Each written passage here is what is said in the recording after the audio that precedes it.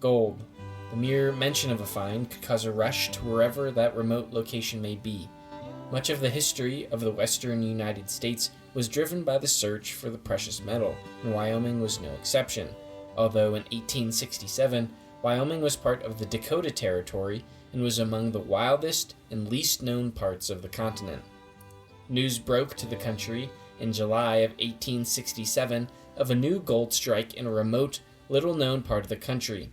The Chicago Times reported on July 13th, quote, Salt Lake papers of July 1st received here give accounts of rich gold discoveries in the mines of the territory. 3 men brought in 40 ounces of quartz dust, which assayed over $700. Reports breathlessly followed in the Times and were then picked up across the country in other newspapers. July 20th, a Salt Lake letter says, the excitement about the new gold mines continues, although the exact location is not made public. People, principally Mormons, continue abandoning their vocation and rushing for the mines. It is feared that the crops will suffer for want of harvest. On July 29th, the Salt Lake mines are near South Pass and still drawing a large number of Gentiles and Mormons. Their richness is undoubted. And again, on November 21st, the Salt Lake correspondent says 50 houses and several mills are erected at the Sweetwater mines near the Wind River Mountains. The ledges there are gold-bearing from 1 to 20 feet wide. Wood and water are abundant. The Indians are hostile, and prospectors have to go in large numbers. No one is allowed to locate lode claims by himself. Welcome to the Rediscover the Winds Podcast, a podcast by the Fremont County Museums. With museums in DuBois, Riverton, and Lander, the Fremont County Museum System is committed to collecting, preserving, and interpreting the stories of Fremont County and the Wind River area. The unique artifacts found at our museums relate the history of central Wyoming with information which, in many cases, can't be found anywhere else. With the Rediscover the Winds podcast, we hope to bring some of that history to you, wherever you're listening. Last episode of the Rediscover the Winds podcast, we looked at Chief Washakie and the creation of the Wind River Indian Reservation. This episode will focus on the discovery of gold in South Pass City, a town in southern Fremont County. The earliest gold discoveries in the United States were small-scale, first in North Carolina in the 1790s and then in Georgia in the 1830s. But in 1848, word of the first great gold strike in California's Sutter's Mill aroused the nation, and from 1849 to 1851, the California fever reached an epic proportion. By 1855, the easy gold had been taken, and mining in California had become a corporate business. Throughout this period, there was at least one gold rush a year to some section of the West. Pikes Peak in Colorado and Virginia City in Nevada were the first big finds in 1859. When the massive Comstock lode was discovered, it touched off a boom that allowed Nevada to achieve territorial status in 1861. Gold booms in Idaho and Montana had gold-hungry men swarming these territories. Mines all over Montana, at Virginia City, and Helena produced gold valued at more than $175 million. The same pattern was repeated after each gold discovery. The easy gold was quickly removed by the hordes who rushed to the new location. Within a short time, the lodes would be worked beyond the stage where they could be profitable for only one miner or a small group of men with their primitive equipment. Then the old pros, the lone hands, and the 10-day miners would try their luck again when the next big strike was rumored. The South Pass Gold Rush story seemed big enough for the Chicago Times to hire a young correspondent named James Chisholm and send him west to get a first-hand look at this new gold rush. After a long trip by train to Cheyenne in the fall of 1867, Chisholm had to cool his heels in that rough railroad town until spring. Chisholm wrote, quote, "As soon as the snow melts, I depart for the Sweetwater where I have a little project in hand." Chisholm and many other temporary residents of Cheyenne were headed in the same direction, drawn by the seemingly fabulous riches to be had in South Pass.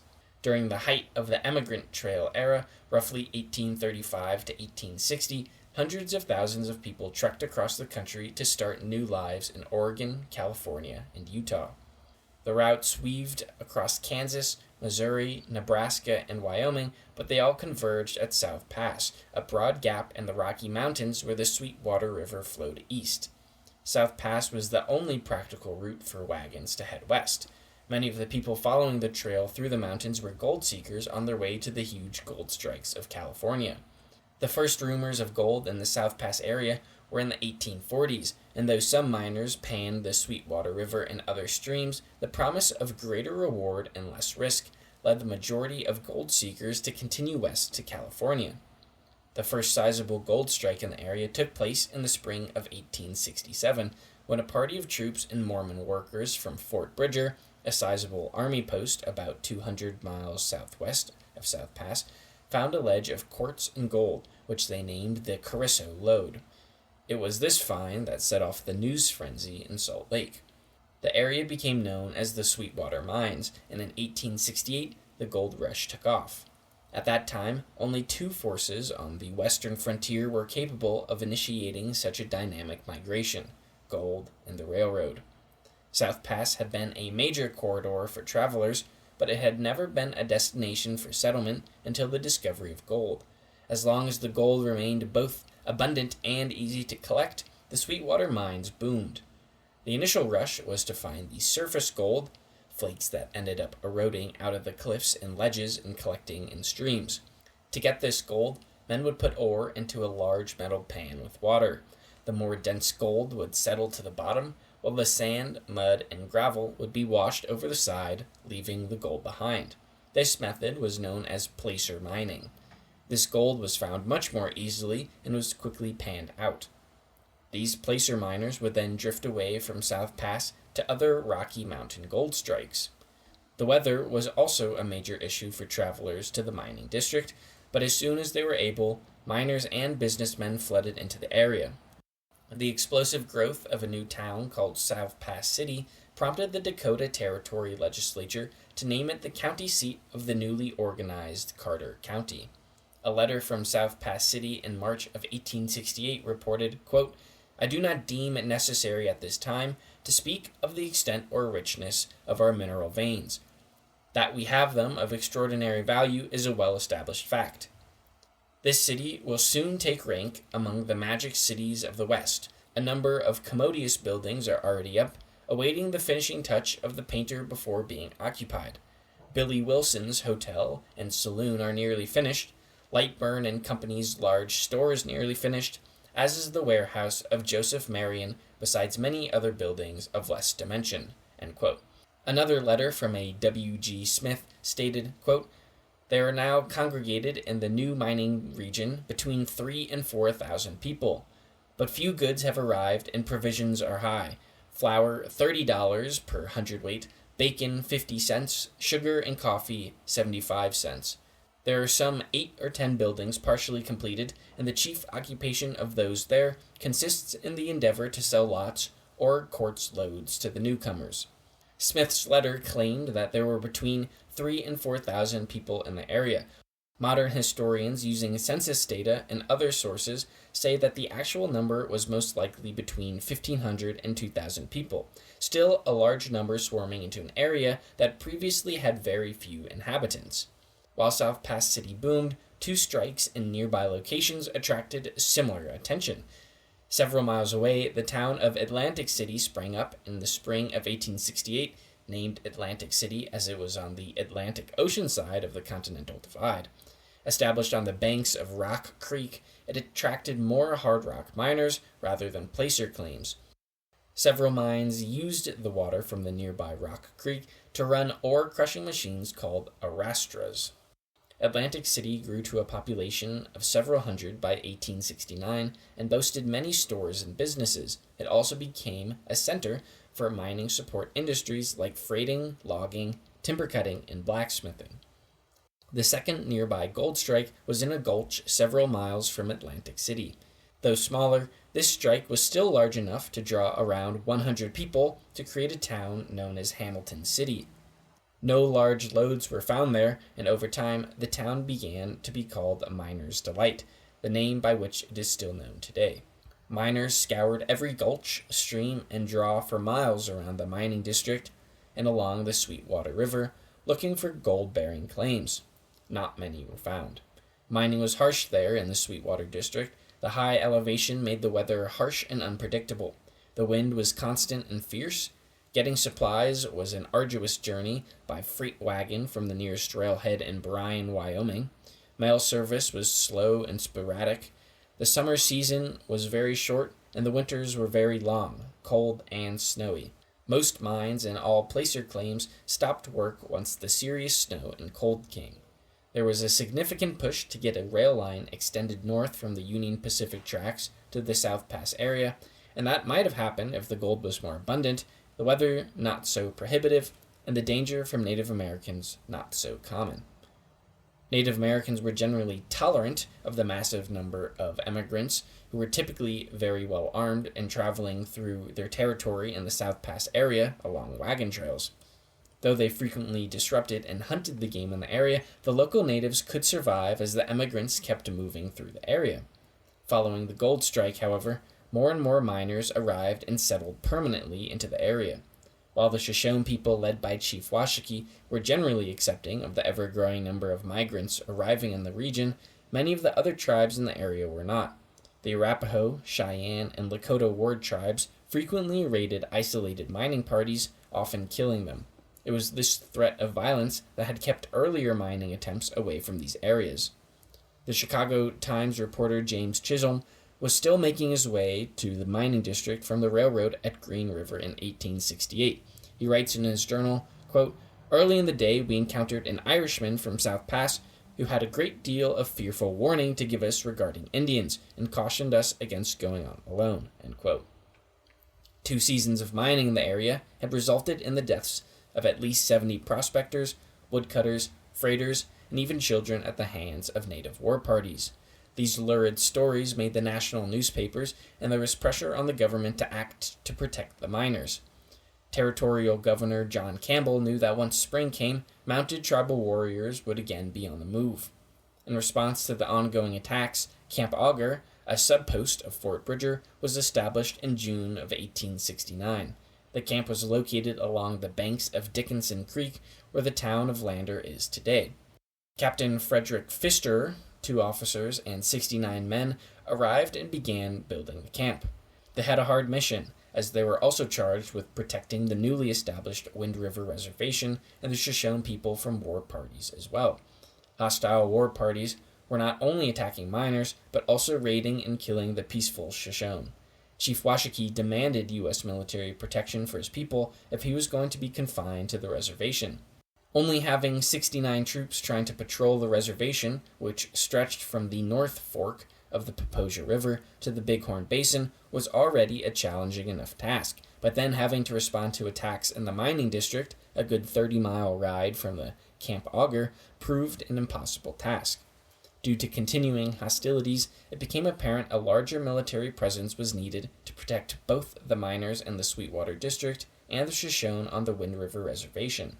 A new military outpost, known as Camp Stambach, was established in Smith's Gulch near the Oregon Trail and between the gold towns of Miners Delight and Atlantic City in August of 1870. The camp, built from logs, could house up to 150 soldiers. The camp had barracks, officers' quarters, stables, a hospital, bakery, greenhouse, blacksmith, carpenter's shop, sutler's store, parade ground, storehouses, a post office, church, and telegraph office. Initially, Camp Stambach was staffed by Company B of the 2nd Cavalry out of Fort Bridger and was commanded by Major James Brisbane. General Douglas MacArthur's, of World War II fame, his father served for a time at Camp Stambach. The troops of Stambach had a hard time finding hostile forces in the vast expanse of the South Pass area, but their presence made the miners feel safer.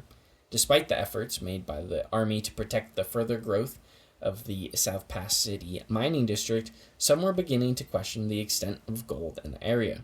A letter in the Cheyenne Daily Evening Leader in the summer of 1868 said about South Pass City, quote, "This should have been named the City of Rumors. Every day there is a new report and excitement about placers, and everybody rushes, but thus far no surface diggings of any importance have been found. The city is neither very attractive itself, nor has its location any extraordinary natural beauties. But the quartz is good, every old settler says to every newcomer. Everybody insists placer diggings will be found at any moment. Strangely enough, everybody is excited about them, and I believe half the men in camp sleep with their blankets tied in a roll on their back, and their coffee pot in one hand and a tin cup in the other, so as to be ready to jump up and run at the first whisper of a new thing being struck." End quote.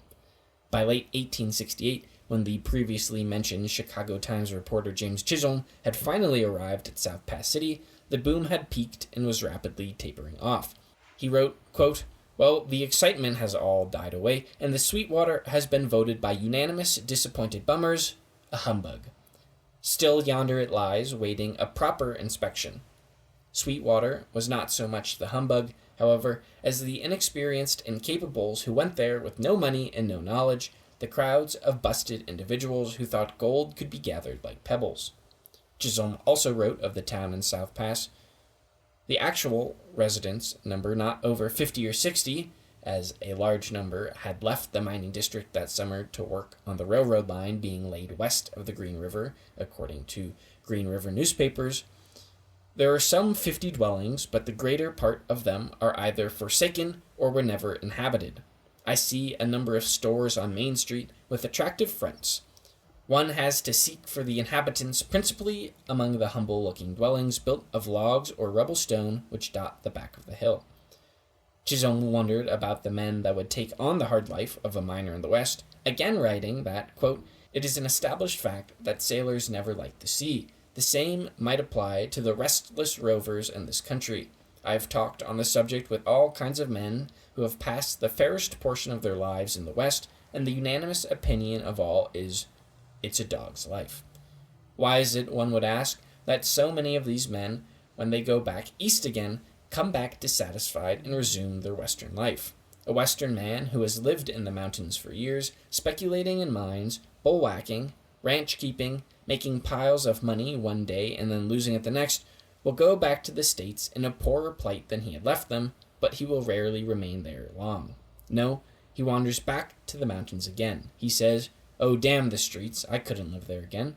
Not because he has quite lost the relish for civilized comfort, but because he finds himself an alien in that more refined company, and the artificial restraints of society are too burdensome for him. Nor is this life of hardship and privation very often compensated by the acquisition of riches. In 999 cases out of 1,000, the men who pursue the varied avocations of Western life do not even acquire a decent competence. And yet they hang onto it because there is always the hope that they will make the big strike someday. One man in 1,000 makes the big strike, and the 999 linger on, upheld by the expectation of doing the same." End quote. Even after the first gold bust at Sweetwater, there were still some men mining. These were typically older men who had been in many mining camps and knew it was going to be a long, hard work to get the gold from the rock. They weren't getting rich, although the hope was surely remaining there, but they eked out enough gold dust to keep a roof over their head and food on the table. For the most part, the only men that made money in the gold camps were the men selling goods to the miners. Many of the men arrived in the gold camp with what they had on their back, needing tools, food, and shelter. Good businessmen made enormous profits on staples like bacon, canvas, candles, and gumboots. Often the businessmen who sold mining equipment invested further in the gold rush through stamp mills. In the Sweetwater mining district, these stamp mills were needed to crush the quartz ore that the gold flakes were mixed in with. A miner would bring their bags of ore to be crushed, and the mill operator would take a percentage of the gold dust from the crushed ore. But even the merchants who were able to make some form of profit quickly realized that the first boom had peaked and began looking elsewhere. In the valley below South Pass, farms and ranches had already begun to spring up. Though initially to grow food for the mining district, following the creation of the Wind River Reservation and the new military camps in the area, they began to sell goods to the Indian agent and the U.S. Army. Merchants from South Pass and Atlantic City began to move to a new community that was beginning to take shape along the banks of the middle fork of the Paposia River. This small stop, which was originally for freighters on their way to and from the mining district from The Wind River Reservation eventually became the town of Lander. Like most mining camps in the West, women were few and far between, but they were still present in the Sweetwater Mining District. Arguably the most notable woman present at South Pass City grew to receive national recognition. In late 1869, the territory of Wyoming was ahead of the rest of the United States in its strides for women's suffrage. 50 years before the passage of the 19th Amendment, women in the territory were granted the right to vote, and beginning with Esther Morris, were granted the right to hold public office when she became the territory's first female justice. In 1869, the Morris family moved to the gold rush boomtown, South Pass City, and the new Wyoming Territory, where John Morris opened a saloon. Esther Morris had been living in South Pass City for less than a year before her appointment as a Justice of the Peace in early 1870. During her 8.5 months in office as a judge, she heard nearly 30 cases. Wyoming Territorial Secretary Edwin M. Lee wrote later that Morris's court sessions were, quote, characterized by a degree of gravity and decorum rarely exhibited in the judicature of border precincts. He also said that during her administration that a, quote, improvement in the tone of public morals was noticeable. An April 1870 newspaper nicknamed her the Terror of All Rogues. In January 1871, Morris was invited to a national women's suffrage convention in Washington, D.C., but she did not attend. Instead, she wrote a letter to prominent suffragist Isabella Beecher Hooker, which was read aloud before the convention. She wrote that her appointment, due to the circumstances and the political climate, quote, transpired to make her position as a Justice of the Peace a test of a woman's ability to hold public office. She also wrote that she felt her work was satisfactory, though she regretted she was not, quote, better qualified to fill the position. Like all pioneers, she noted, I labored more in faith and hope. Morris became a symbol for women's suffrage around the country, and as the first woman to hold public office in America, quite successfully, she undoubtedly helped convince the Wyoming territorial politicians to give women the right to vote. That's it for this episode of the Rediscover the Winds podcast. Next episode will focus even further on women's suffrage in Wyoming.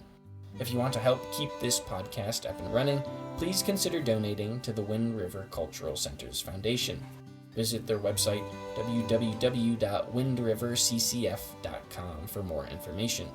To learn more about our museums or to get in contact with us, visit our website, fremontcountymuseums.com. Thank you for listening to the Rediscover the Winds podcast. I hope you learned something new and have a great rest of your day.